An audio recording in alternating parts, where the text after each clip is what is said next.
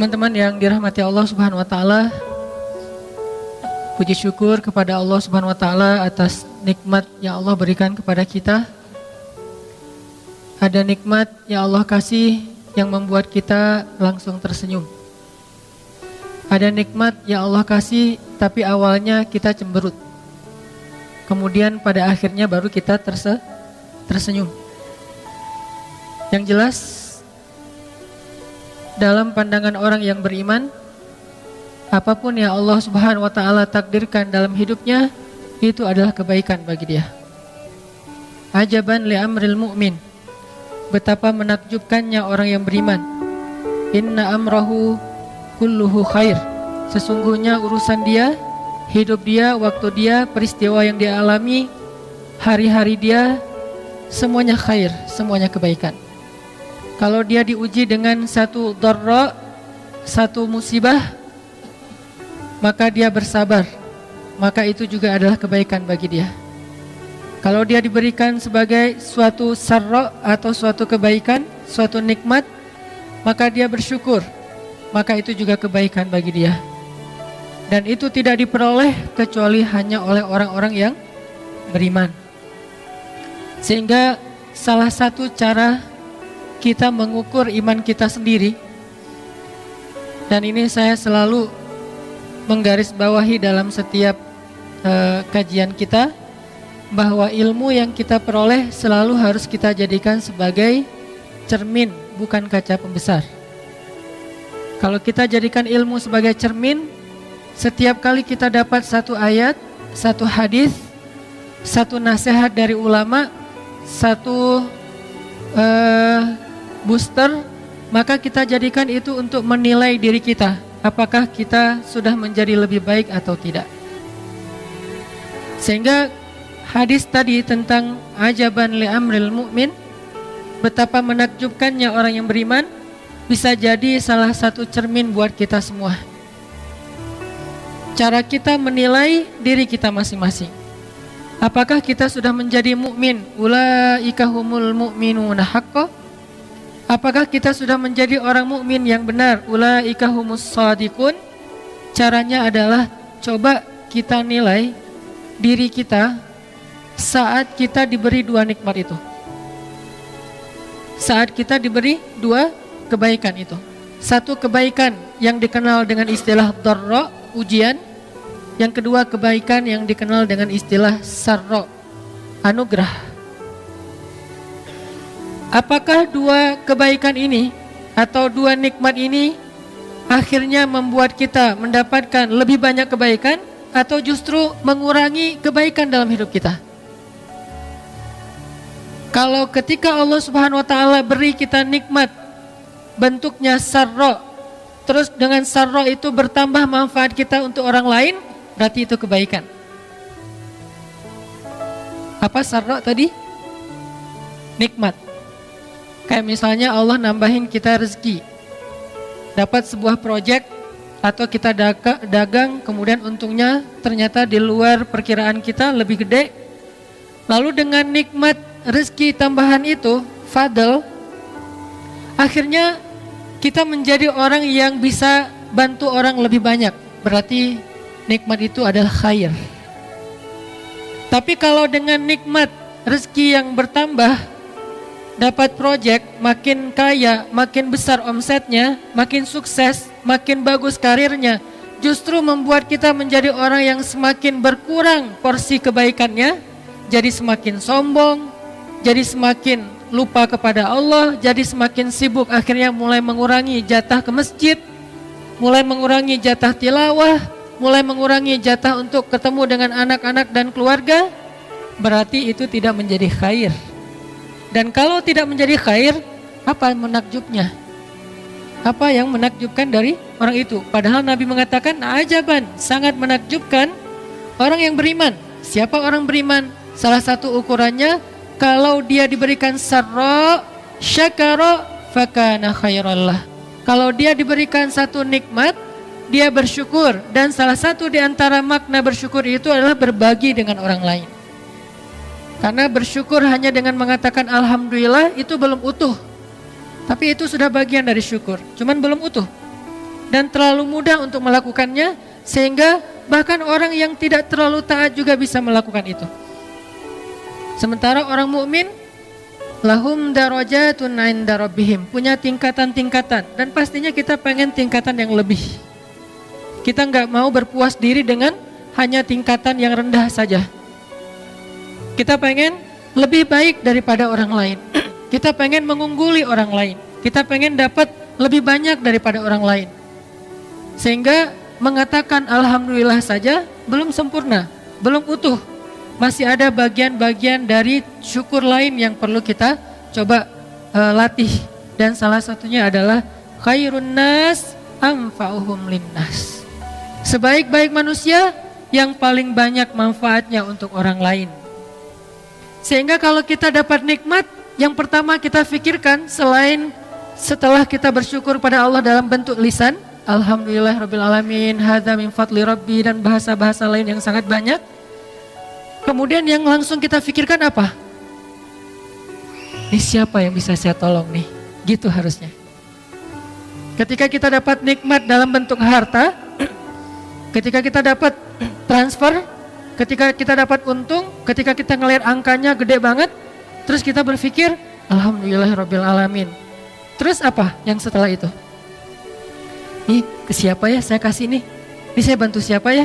Ini siapa yang membutuhkan ya? Ini baru orang keren banget nih. Sebelum kita mikirin, ini dipakai jalan-jalan kemana ya? Ini dipakai beli barang apa ya? Misalnya motor baru, motor klasik, mobil baru, atau apa segala macam, mau di mobilnya mau di apa, di modis lagi, motornya mau di custom lagi, rumah mau di renov lagi. Sebelum kita mikir yang ini, walaupun ini boleh-boleh aja, saya nggak melarang orang untuk menikmati hidup, karena Allah juga nggak melarang kita menikmati hidup.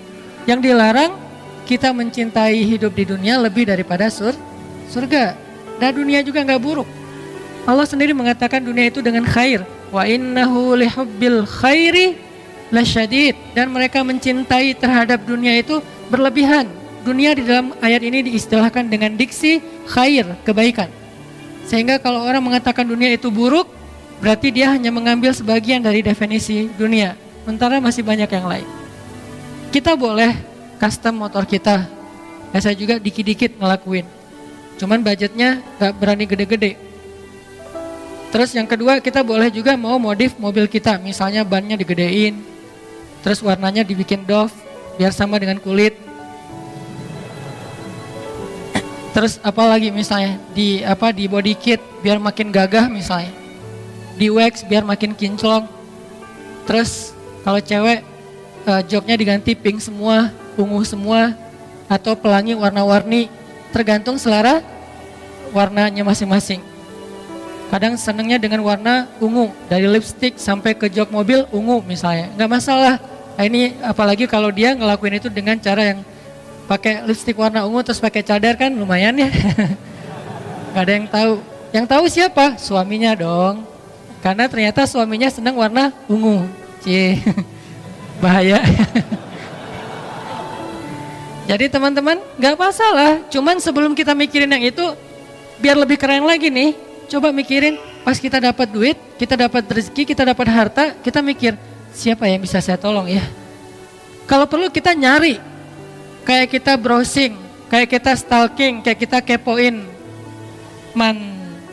aduh nggak tega nyebutnya. Coba kita kepoin, stalking orang-orang yang membutuhkan, sesemangat itu. Kan kadang-kadang kalau kepoin si dia yang di masa lalu tuh sampai jam 1 malam nyari semua. Dia nama akunnya apa sih? Kok nggak nemu ya? Terus nanya ke teman-teman, nggak ada yang ngasih tahu. Cari sampai dapat, sampai hobinya, musik yang dia suka, semuanya di stalkingin sampai nemu. Kalau udah nemu, ternyata di lock akunnya.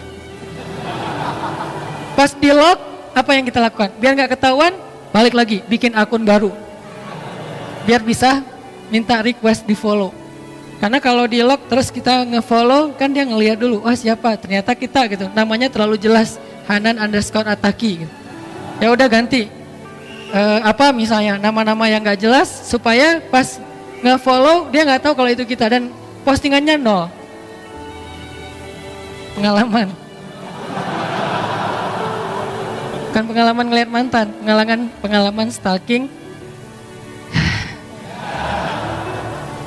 Nah, kalau kita bisa stalking orang lain, bisa stalking si dia, mantan, segala macam, begitu semangatnya, kenapa kita nggak stalking yang lebih bermanfaat? Stalking orang-orang yang lagi membutuhkan.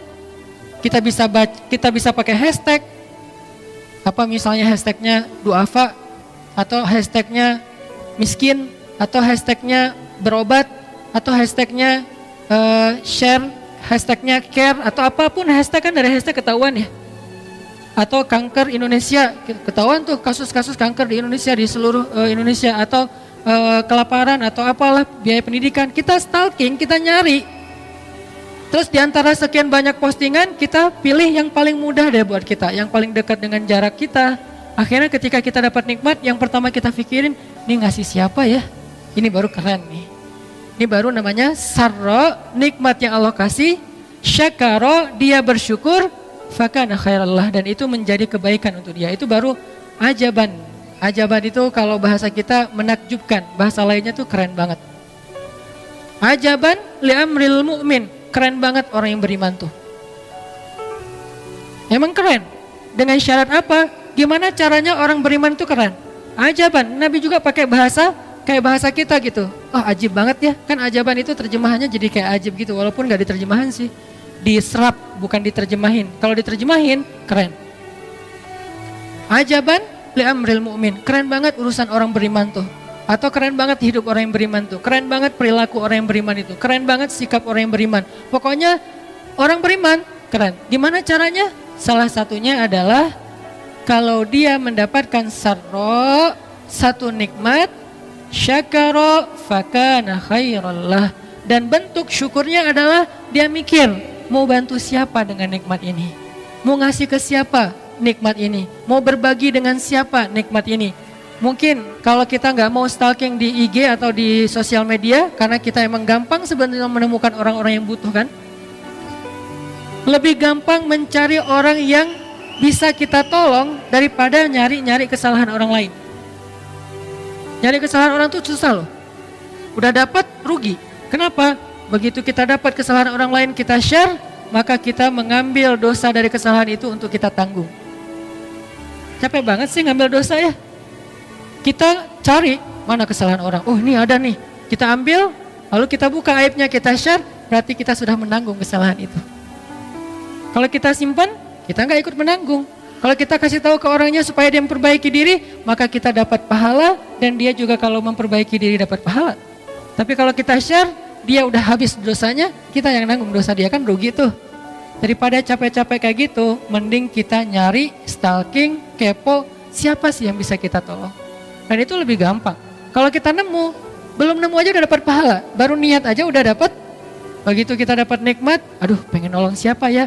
Siapa yang punya punya niat, punya keinginan kepada kebaikan, lalu dia tidak jadi melakukannya atau belum melakukannya, dia sudah mendapatkan pahala dari niat. Wa innama likulli imri'in ma nawa. Jadi teman-teman, niat itu luar biasa, seperti yang kita bahas dalam 2 pertemuan terakhir. Keren banget, niat pengen bantu orang aja, ini belum bantu nih, baru niat. Siapa ya yang bisa saya bantu nih? Udah, wa innama likulli imri'in ma nawa. Udah dapat kayak pahala ngebantu orang tersebut. Nyari, proses mencari itu juga pahala. Karena berjalan, kalau dulu mungkin nyarinya dengan berjalan. Jalan ke rumah tetangga, jalan ke rumah di ujung kota, jalan ke rumah beda kabilah, pokoknya jalan. Kalau dulu jalan, kalau sekarang nyarinya dengan kita stalking, kita cari di internet, kita nelpon, kita baca di grup WA, segala macam. Yang jelas ada effort buat nyari. Proses mencari itu juga bagian dari kebaikan. Mencari doang, belum nemu. Terus kalau udah nemu, ketemu, oh ternyata ada tetangga yang butuh, ternyata ada teman yang butuh, ternyata ada temannya teman yang butuh, ternyata ada temannya teman-teman butuh. Terserah deh dari mana asal usulnya. Ketika nemu, lalu kita datengin, kita share, kita care kepada dia, maka kita kata Nabi, ajaban li amrul mu'min. Itu baru mukmin yang keren. Itu baru mukmin yang keren. Kenapa? Syakaro. Dia bersyukur dengan cara berbagi, dengan cara berbuat kebaikan. Laisal birra an tuwallu wujuhakum qibalal masyriqi wal maghrib. Kebaikan itu bukanlah memperdebatkan mana yang paling tepat antara timur dan barat.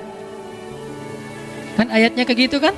Kebaikan laisal bir an tuwallu wujuhakum qibalal masyriqi wal maghrib, untuk memperdebatkan arah kalian beribadah ke timur atau ke barat dalam konteks perdebatan orang Yahudi terhadap kiblatnya kaum muslimin.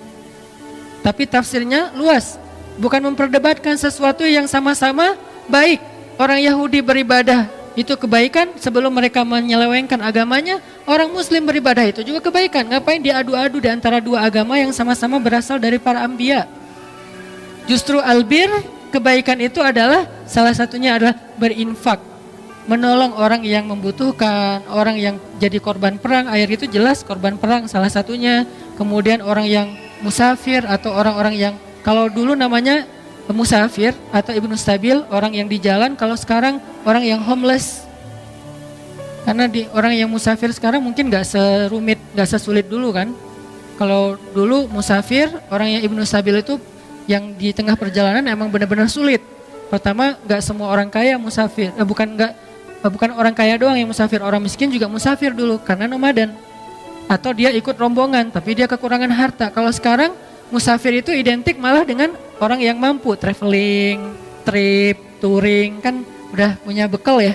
Berarti terjemahan dari Ibnu Sabil itu salah satunya adalah homeless. Terjemahan konteks dan realitas. Orang-orang yang tidak punya tempat tinggal. Apakah di kota kita ada? Banyak teman-teman. Baru aja kemarin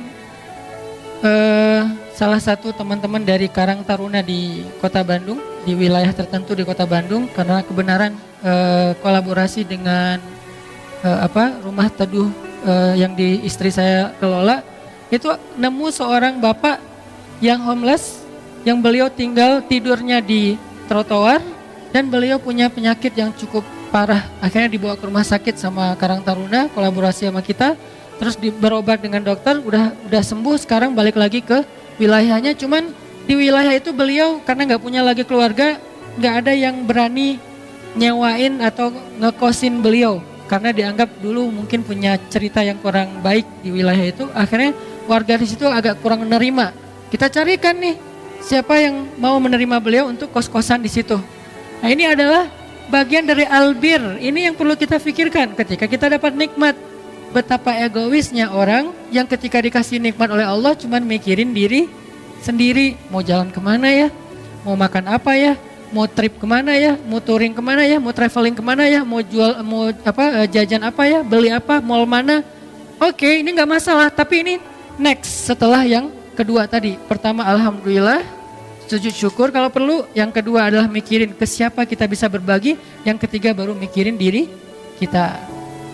Lagian Allah nggak minta 50% untuk dibagi, enggak. Kalau mau ngasih zakat ya 2,5, kalau mau ngasih lebih dari itu atau yang bentuknya sedekah tidak ada batasan, walaupun idealnya jangan lebih dari sepertiga, maksimal sepertiga dari harta kita karena ada hak anak dan istri. Jadi Allah nggak minta banyak sebetulnya. Kita kasih 1% juga Allah udah menghargai banget. Kita kasih 0,5% Allah hargai banget. Kita kasih 10% Allah lebih hargain lagi. Tapi kita harus mikir, ketika kita dapat sarro, satu nikmat, siapa yang bisa saya tolong nih dengan ini?